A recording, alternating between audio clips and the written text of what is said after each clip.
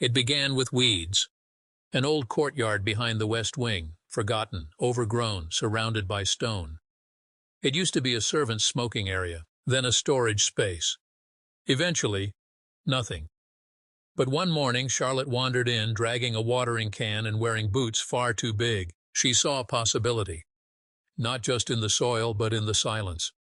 No one followed her there, no staff, no cameras, just the birds and her imagination. She returned every afternoon, pulled weeds, drew garden plans in her sketchbook, asked the head gardener to borrow unused flower seeds. He chuckled at first, then obeyed, and slowly the courtyard changed.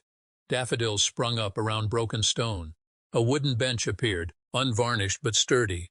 Marigolds, rosemary, wild lavender filled the corners. And in the middle, Charlotte's favorite, a climbing white rose bush trained up the wall, just like the ones in her late grandmother's greenhouse. She built it quietly, page by page, petal by petal. Then one day she found an old wooden plank in the shed, took a paintbrush, and wrote 6 words. "No crowns allowed, kids only, please." She nailed it to the arched gate herself. The next day George came looking for her. She opened the gate with a grin. He froze at the sign. "Are you sure I can come in?" he joked. Charlotte nodded. "Only if you take that serious face off first." He laughed and entered.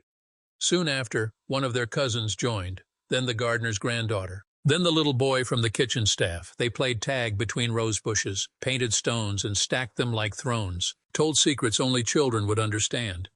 One afternoon Queen Camilla passed by. She stopped, read the sign, hesitated, and walked on.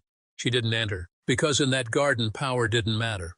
Bloodlines didn't matter. Only imagination, only freedom, only childhood. Catherine watched from her window that evening. She smiled.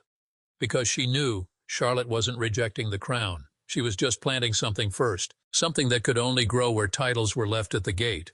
Next, the journal page Charlotte gave to her mum, and the single sentence that made Catherine cry behind the greenhouse door.